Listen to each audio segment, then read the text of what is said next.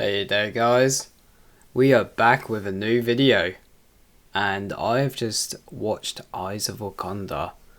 Now this is going to be my thoughts review basically of the this limited series basically.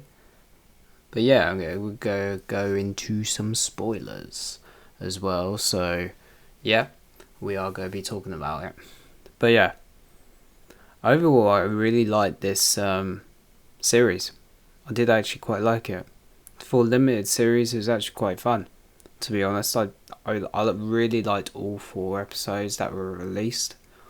I liked how it was set in like a different time period each episode. I really liked it where we were just in those different time periods basically. It was really cool. But yeah, seeing all these different members of the Wakandan war dogs group as well, and seeing what they would do to protect Wakanda basically, and they would retrieve vibranium artifacts that were lost or stolen from Wakanda or just spread across the world basically, which was really cool. But yeah, I really dig this series. It was a lot of fun. The animation in this series was really good as well. I quite like the animation. The story I thought was quite good too. The writing was pretty good. Yeah, I don't really have much negative to really say about this, to be honest. It was just like a really fun little side adventure basically for the MCU, I guess, with some fun Easter eggs and that in it as well, some references and that to the larger MCU as a whole.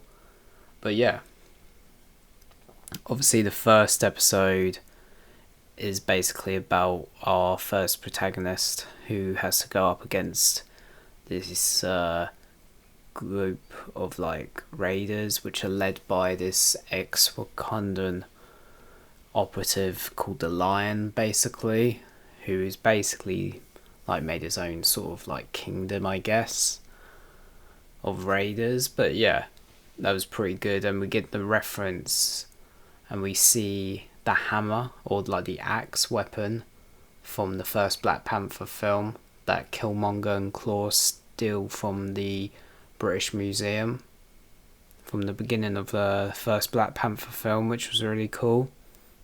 I like that callback. I mean, spoiler alert, we do see it again in the last episode where our protagonists in the last episode have to put it back in a certain place, otherwise it causes some sort of future post-apocalyptic future where the world is destroyed by aliens, and Wakanda's the last nation, and we see a future Black Panther from the future basically trying to change the timeline and all that basically. But yeah, and we do see at the end of the series, spoiler alert, that it ends with obviously the hammer or the axe still getting to the right place at the beginning of the first Black Panther movie, and we do see the back of Killmonger looking at the artifact in the British Museum, which is pretty nice callback, to be honest, for the first film. I really like that callback and how they tied that into this series, that weapon. But yeah, that was pretty cool. We've also got the second episode as well, which was really cool as well. That was set in ancient Greece, where we've got Achilles and Odysseus and that, historical figures, which is pretty cool. I really like that. And yeah, I really like that episode because anything Greek mythology I really like, to be honest. I liked how they tied that into this episode, to be honest. And then we had the third episode, which was probably my favourite episode. I reckon it's probably a lot of people's favourite episode for this series, to be honest. And that is the episode where we got Iron Fist in this series, Wow. What can I say, man? Iron Fist in this episode was absolutely sick, to be honest. Like, I couldn't believe, like, we were in, like, China, like, in Kanglan, basically, at the beginning, which was crazy to see. But yeah, it's crazy to see we got the Iron Fist back in, like, the MCU.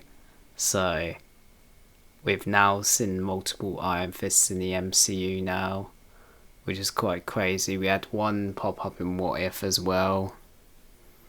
I wonder if this is going to be like a way for them to bring back like Danny Rand and maybe like Colin Wing, like in a future like MCU project like Daredevil Born Again or something maybe, but who knows.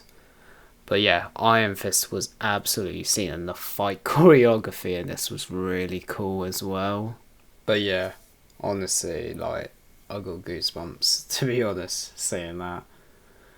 But yeah, this version of Iron Fist was called Juhani, like, which is apparently one of the earliest known Iron Fists in like the primary like MCU timeline, basically.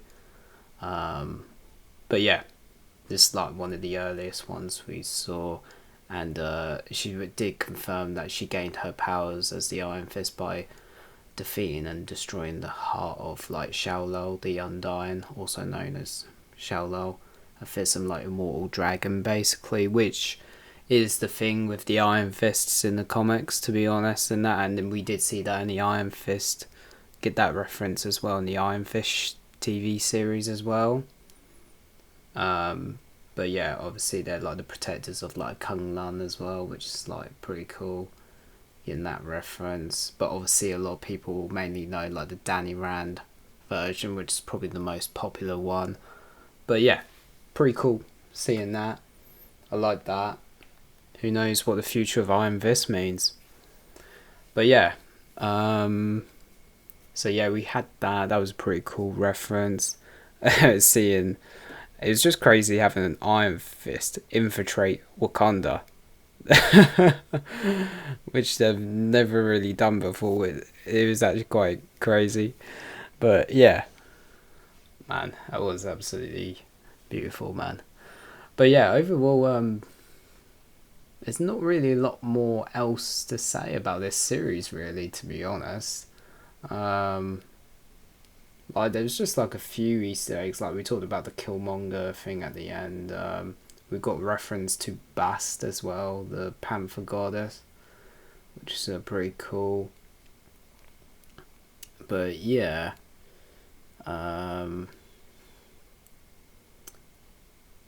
the different references, man.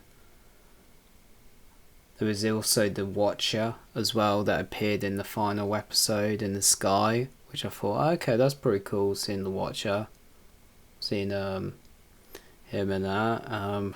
Obviously referenced the Golden City, which is obviously the capital city of Wakanda. But yeah, that was pretty cool. But yeah, I think that's about it, to be honest.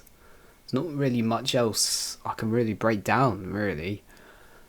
Like Easter egg wise and that I can think of. There might be more, obviously, but you guys can obviously let me know down below in the comments. But yeah, overall, I think this is probably like a 7 or like an 8 out of 10, to be honest. Really fun adventure, like side project we got. But yeah, I'd definitely check it out. It's definitely worth a watch if you've got time. But yeah, let me know what you guys think. I want to know what your thoughts are. But yeah, if you like this video, then leave a like and subscribe, and I'll see you next time.